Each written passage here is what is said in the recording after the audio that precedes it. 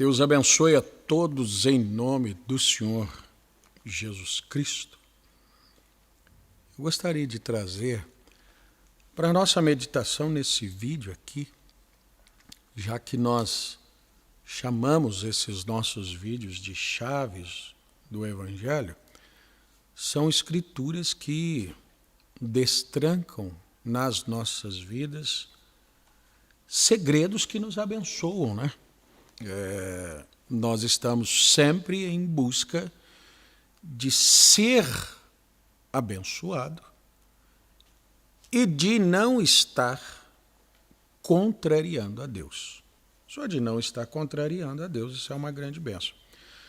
Agora, existem outras coisas que nós podemos estar em paz com Deus, mas não as alcançarmos porque não cumprimos determinados requisitos que destrancam benefícios para as nossas vidas. Eu quero te chamar a atenção, irmão, irmã, amigo, amiga, você que nunca assistiu o nosso vídeo, nunca entrou no canal, mas chegou aqui de alguma forma, te foi recomendado. Vamos ler a palavra de Deus no livro de Provérbios, capítulo 28. Eu quero tirar um verso dele aqui. No verso 13 está escrito assim: o que encobre as suas transgressões nunca prosperará, mas o que as confessa e deixa alcança misericórdia. Percebe que ter misericórdia é a mesma coisa do que ser próspero? O que é prosperar? Nós sabemos que o mundo está aí de transgressão em transgressão e cheio dos seus bens, as coisas do mundo. Mas um verdadeiro filho de Deus, que chama a si mesmo de cristão, e cristão não pode ser banalizado como está sendo nos nossos dias. Todo mundo é cristão.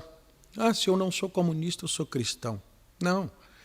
Cristão é aquele que tem ações do próprio Cristo.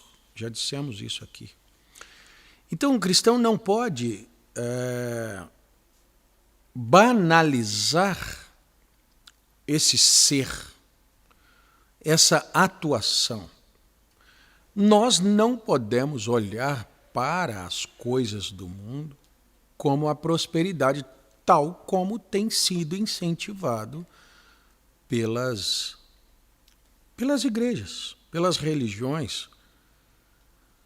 Aí quando a palavra vem e diz que aquele que esconde as suas transgressões nunca prospera, isso não seria verdadeiro se nós olhássemos para o mundo cheio de coisas mundanas, as pessoas no mundo cheio de coisas deste mundo. Você vai ver que aquilo que muita gente chama de bens, a palavra diz: não ameis o mundo e as coisas desse mundo. Só que as coisas desse mundo foram colocadas na mente das pessoas como sendo prosperidade. Quem é o homem próspero hoje? O homem próspero hoje é o homem que tem muitos carros de luxo. Então prósperos são os jogadores de futebol que vivem orgias e pecados e loucuras e eles têm aquilo. Mas isso não é transgressão? Isso é transgressão. E esses homens as confessam, arrependem dessas coisas? Não. Então eles são prósperos e há pessoas que vivem vida corretas e que não são prósperas. Não. O que encobre as suas transgressões nunca prosperará, mas o que as confessa e deixa, dentro de um texto normal, deveria ser: esse sim prospera. Mas aqui a palavra usa: alcançará misericórdia.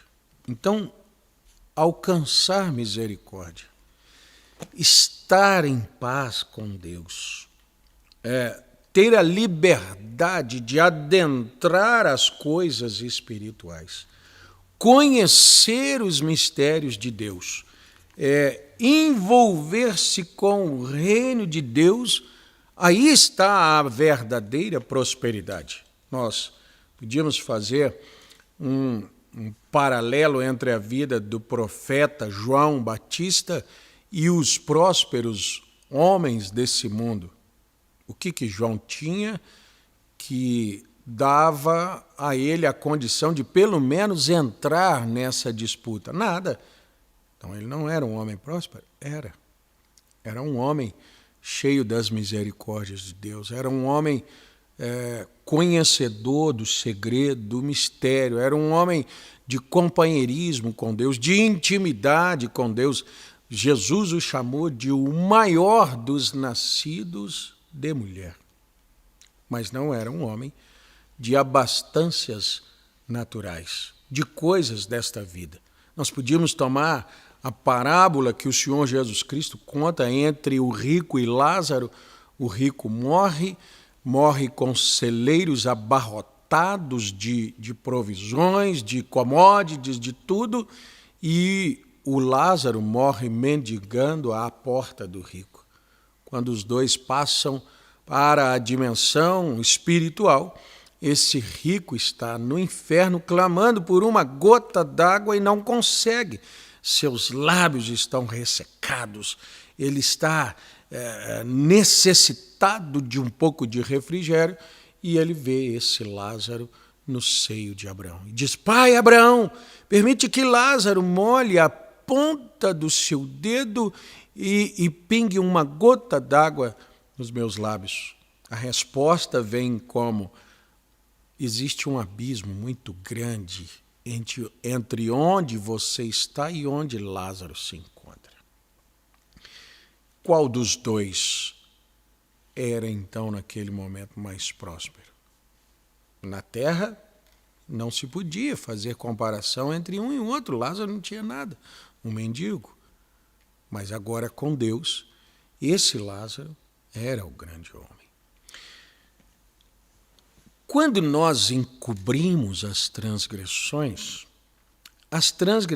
não precisam ser apenas atos significando uma coisa que foi já realmente concebida, foi feita, foi executado, um mal executado. Não. Tem muitas pessoas que elas não prosperam porque esconderam um mal executado. Aquele mal, como um pecado, uma transgressão, fica ali. Deus não pode abrir, e aí eu falo de cristãos, de filhos de Deus. Deus não pode abrir a dimensão celestial, espiritual, para que essa pessoa desfrute de bênçãos em pecado, em transgressão, tal como Deus teve que colocar Adão e Eva para fora do jardim, o anjo com a sua espada desembainhada, impedindo que eles voltassem ao jardim do Éden, porque lá estava a árvore da vida, e se os dois comessem da árvore da vida em pecado eles se manteriam na vida. Então, eles são impedidos, assim como hoje. Embora o acesso à árvore foi aberto, ele é interrompido pelas iniquidades, pelas transgressões. E aí, um verdadeiro filho de Deus, escondendo uma transgressão, Deus vai privá-lo da misericórdia. O que é misericórdia? Bondade, socorro, cura, companheirismo com Deus, presença, acesso às coisas de Deus. Eu creio que em Efésios, capítulo 5, a palavra fala até na convivência de marido e mulher, que eles devem conviver de forma correta para que não sejam impedidas as vossas orações. Deus impede as orações, então quer dizer, se as minhas orações são impedidas, eu não prospero, porque a minha prosperidade, ela vem do meu acesso a Deus. E o que seria prosperidade para a minha vida? Qualquer coisa que eu tenha necessidade, qualquer suprimento que precise vir de Deus, e nós temos necessidade de tudo, da vida, do ar e chamamos outra vez, das commodities que propiciam a nossa vida aqui. Então, e por que eu perco isso? Eu perco por uma má conduta para com a minha esposa. Ela perde com uma má conduta para comigo. E se eu encubro isso, Deus afasta de mim essa prosperidade. Se eu confesso isso, Deus aproxima a misericórdia da minha vida. Mas há coisas também que elas são transgressões ocultas. Eu queria ler também Provérbios, capítulo 6, verso 12, até nós chegarmos aqui no verso 19.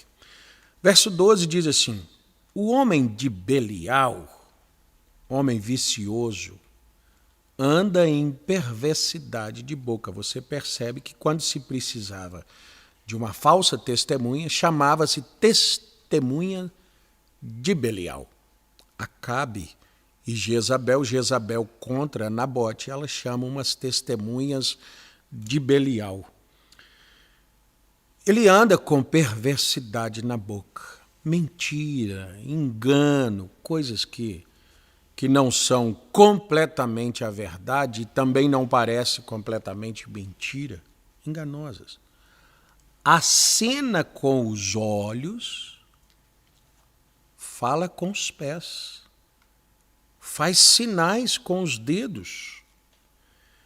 Perversidade há no seu coração. Quem encobre fulano de tal, você olhou aquilo. Não. Você aprovou aquilo com os seus olhos. Eu não sei se estarei tecnicamente amparado aqui, mas você sabe por que é que tem uma câmera no seu celular chamada de câmera frontal?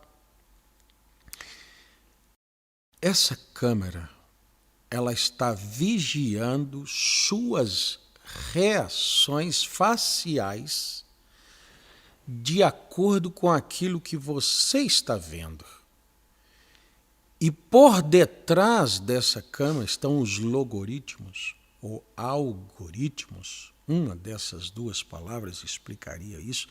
Certo é que eu podia dizer, está uma tecnologia, uma inteligência para decifrar a sua aprovação de alguma coisa aqui ou não. Porque pelo nosso olhar, nós aprovamos coisas, nós reprovamos coisas. Pelas nossas expressões faciais, nós transgredimos. Entende o dia que nós estamos vivendo? E por que o inimigo quer te manter aqui? Aqui, ó. Porque esse homem de Belial, ele acena com os olhos. Ele concorda com os olhos. Ele libera com os olhos.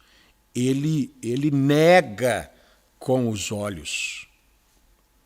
Ele fala com os pés. Nós estamos em dias de estudo de reações, creio que reações corporais mesmo. A pessoa tem os pés voltados para tal coisa. A pessoa tem os pés contrário àquilo que ela não gosta. A pessoa se aproxima de um assunto que ela se agrada. Isso parece uma nova tecnologia, mas isso é bíblico. E esse tipo de coisa, por isso a palavra diz assim no Salmo 1, para você não assentar na roda dos escarnecedores. Por quê? Porque seu corpo vai falar para aqueles espíritos à roda dos escarnecedores que você também concordou com aquilo. Eu não falei nada. Não, mas nós vimos o seu rosto, nós vimos os seus olhos, nós vimos as suas feições, nós vimos o seu comportamento, nós percebemos o seu nervosismo, nós percebemos o quanto você relaxou ali. O apóstolo Paulo viu isso em Pedro. E ele falou: Pedro, você é repreensível, porque eu vi quando você estava lá com os gentios e que os judeus chegaram, você mudou de comportamento. Veja. Significa que perversidade, verso 14, há no seu coração, todo o tempo maquina mal, anda semeando contendas, pelo que a sua destruição virá repentina.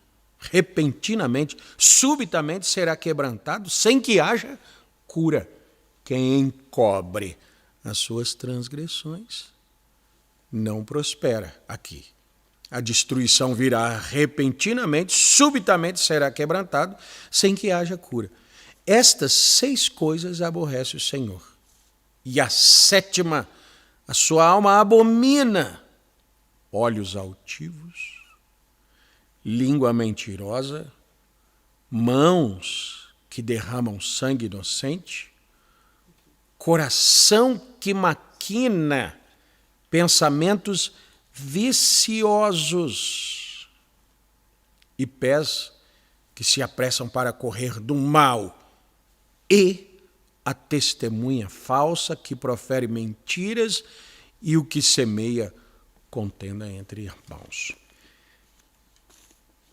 Se essas coisas são encontradas nas nossas vidas, e não precisam ser encontradas pelas pessoas de fora, por nós mesmos, nas altas avaliações das nossas vidas, e nós não as confessamos, olha, na verdade eu tenho pensado mal a esse respeito, sim.